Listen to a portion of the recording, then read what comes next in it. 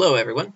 So today we have a new video, and so this game was sent in by ChaserGT. His rating is 1288 on chess.com. Okay, and so in this game he's asking about a sacrifice. He wants to give my opinion on a sacrifice. He said the computer says it was a mistake, and he wants to see what I have to say about it. Okay, and he said that his opponent hadn't played in a while, so he's kind of rusty, so some of his moves weren't so accurate. So we won't be looking at the whole game, but we will be looking at this sacrifice and seeing what we have to say about that.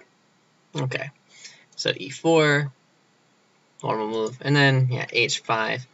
So yeah, so definitely not so good there. Playing on the side, normal center. So yes, you can tell this player's black pieces hasn't played for a while. h5 usually isn't so great. The opening, usually you want to just go to the center, like these moves, like just knight f3, e4, d4. Get the center and get your pieces developed. a5 again, side of the board, and bishop b5 check. So one thing I would say is I don't know if this check is absolutely necessary. Sometimes not all checks are good. A simple move like maybe bishop d3, that we ready to castle, and also maybe a move like c4 potentially, just getting a big center, and then knight c3, get behind the pawn. That way you just slowly, gradually make a comfortable position for yourself, and just control center.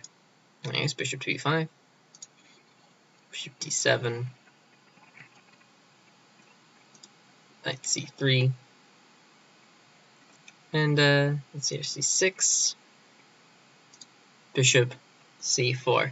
So if I was the white pieces, I would think just play bishop d3 or e2. That way b5 can't come with time. That's what I would think, but not that c4 is a bad place for this bishop though. Not that this is bad move, not this is bad move, but yeah, it's just what I would think. But yeah, c4 is active diagonal. The only thing I dislike is b5 coming with tempo, and then although black hasn't moved any pieces, you're still moving the bishop again. I like to avoid moving pieces more than once in the opening. Because in the opening I like to get all of my pieces moved out, and so I try to move a different one each turn. In a perfect world. Okay, and so here I think just retreat back to d3 or e2 again. That's what I say. And so the move that was played though here was the sacrifice, bishop taking on f7. And here is the move that we are going to talk about. So bishop taking on f7. So you don't need to sacrifice this bishop. Yes, this king is forced to take and won't be able to castle, and none of the black pieces have really gotten active. So there's not a whole lot of pieces that black can move, or has moved, so he's a little bit exposed. And white does have two knights in the center under his control.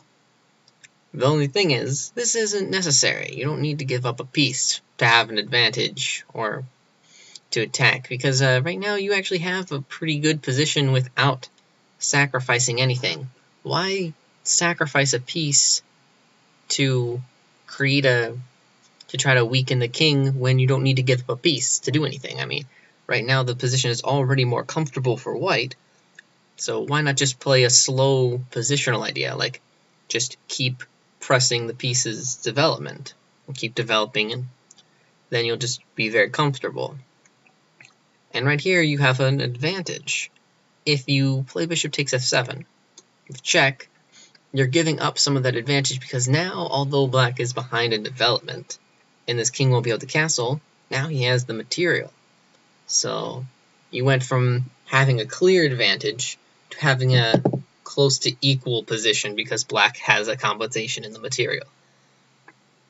Like right now, I actually did put this on my computer to check it out because you had mentioned looking at it on a computer and the computer calling it a mistake. Well, yeah, because actually, if you look at this on a computer, it says my computer. I pulled up the little side variation here. You can't see it in the window, but it says 0.01 after knight g5. And yeah, after this, it's pretty equal. Of course, there are mistakes, but anyways. So you went from having a clear advantage to having an equal position. Okay, well, anyways, okay, king e8, queen f3, and bishop g4. Okay, so that if I were black, though, so you can, well, to protect the king, remember, black can give back material. So that's why knight to f6 could work. And after, something like e5, taking bishop g4, this, then although, black, he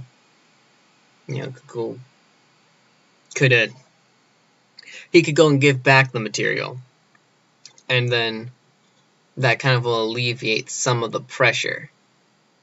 Like say white takes. Now black's pretty much fine here.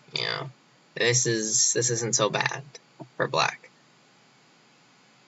So you would be going from having clear advantage to having a more questionable position after the sacrifice and all of this happened.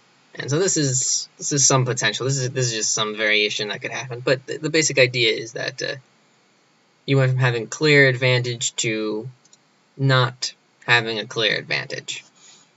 And so that's the biggest difference with sacrificing, with that sacrifice that happened. And it's not necessary, and you can just slowly press a much more stable position. So why not do that? So that's what I like to do. I like to just slowly keep building small advantages. And so yeah, that's so I hope that this helped you. And so those are just my takes on sacrifices and on that particular position. Okay, so yeah, like I said, I'm not going to go through this whole game, but because some of these moves that black played weren't exactly best, so let's just skip through here so that I can show the final position. I just want to show I like showing final positions when I can. Yeah. Alright, so that's it for this game. Till then, or until next time, keep sending me more games. Also, I highly encourage adding as many annotations and questions in when you send the games, because that helps me to give better ideas to you when I'm looking at the games.